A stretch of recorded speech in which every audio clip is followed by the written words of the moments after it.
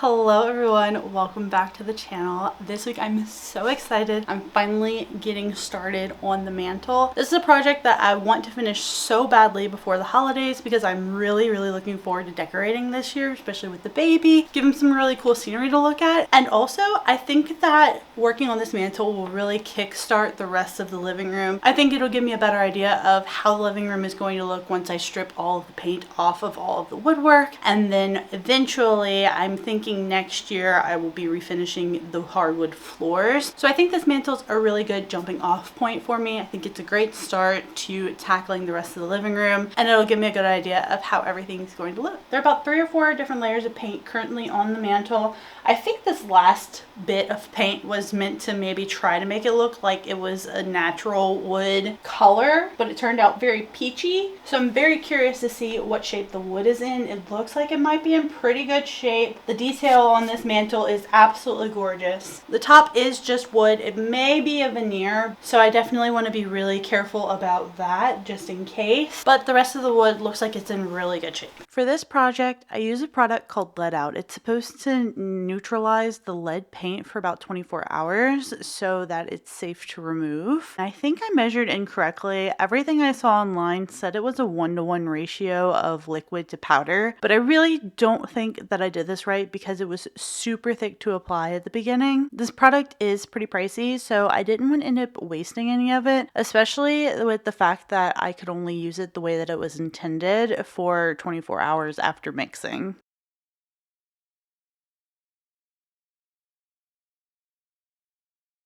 It was around this point that I realized that I was just going to end up using the entire bucket, and so I just went ahead and mixed everything. At first it was a bit tricky to apply it, but I found that the best way to apply this product is both painting it on and dabbing it with the paintbrush. There were times when just painting it on removed more product than it was applying, so I went in with different sized brushes and would really try to get a good thick layer on to each section. I read that the rule of thumb for removing paint is that you want to apply a layer of stripper as thick as your paint so that it can fully penetrate the paint, which was harder than I thought it would be given how much paint was on the mantle.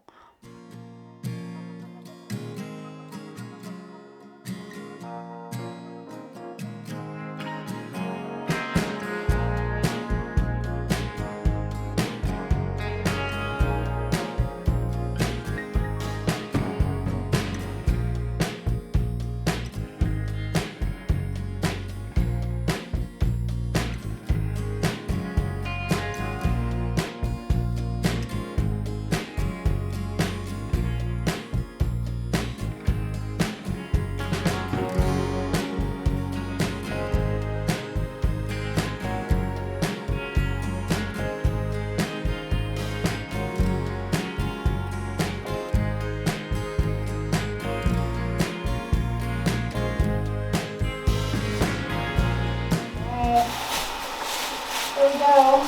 First day. Oh wow.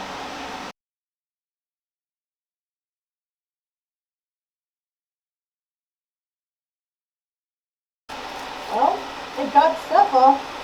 I'm gonna try up here just to see. I think it just makes it sit longer. I mean, that's pretty nice. It's definitely not getting through all of that paint though. I was talking to Jared here, but after I started to scrape what I could, I noticed that there was another layer under the white paint that didn't even come close to touching the chemical stripper. So I knew that not only did I need to leave this longer, but I also needed to apply more of the stripper. And I was just extremely excited to see what the wood would look like underneath this paint. So I kind of kept going when I should have just stopped and let this sit longer.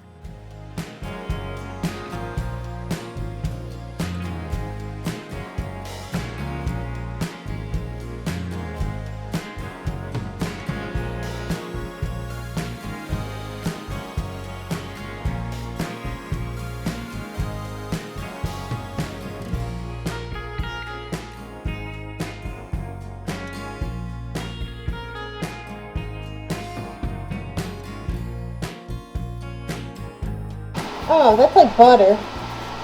Wow. Yeah. Ooh, look at that ridge! Wow. You can definitely tell where I didn't put enough of the solution. Like, it's easy peasy right here. Wow. Oh, it's gonna look so good.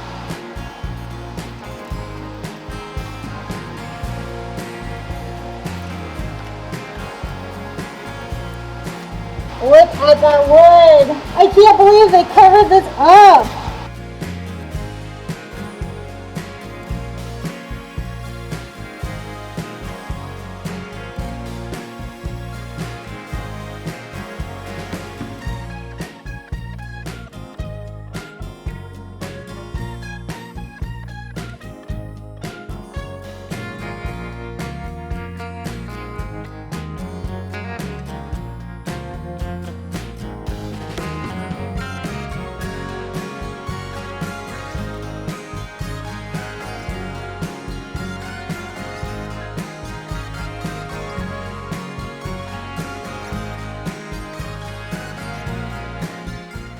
This is where we are starting on day 3. Most of the paint is off. A lot of it is just in the details, but I need to be able to get closer to the mantle in order to keep removing the paint. So I need to clean all of this up and rewrap the fireplace so that I can get as close to the mantle as possible. I also purchased a few new scrubbing tools to really help get into the intricate details, and all of these were really great.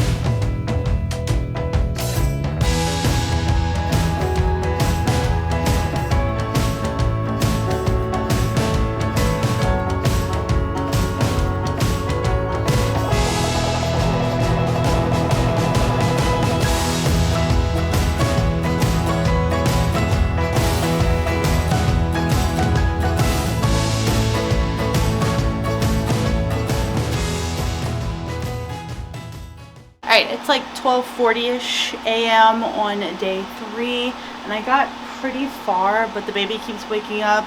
I would have just kept going, but I have to go tend to him. There are still a couple of areas that I need to reapply stripper, so I'm going to do that first thing in the morning, and I'm hopefully going to be able to finish all of this on day 4, which would be tomorrow, today, however you want to phrase that.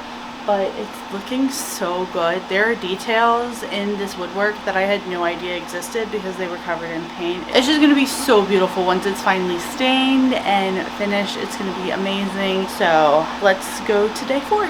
On day 4, I went over everything that needed additional chemical stripping, and then I went in with a degreaser to really just make sure that everything was nice and clean, gave it all some time to dry, and then revealed to myself what this is actually going to look like with the green tiles once it doesn't have any paint.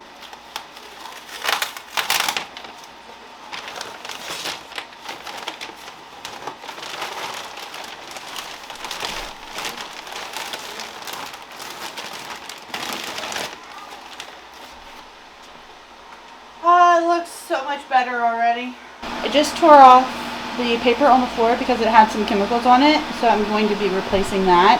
But look how good this is going to look whenever it's all done and all together. I'm so excited!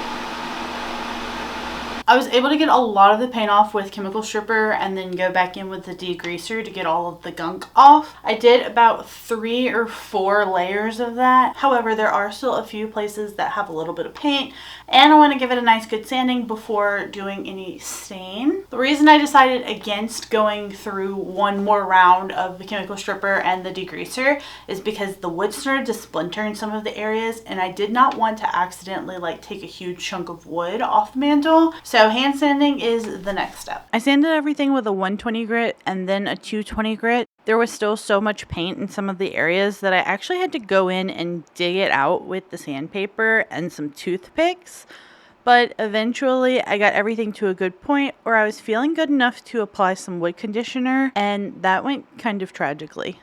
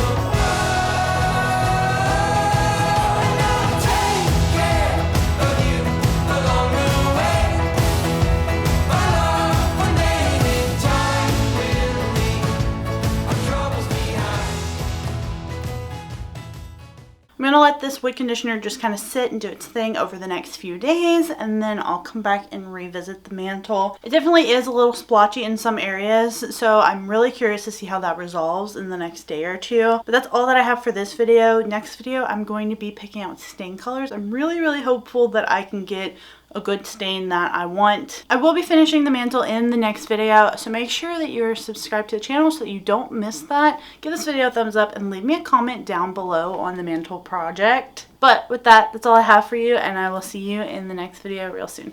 Bye guys.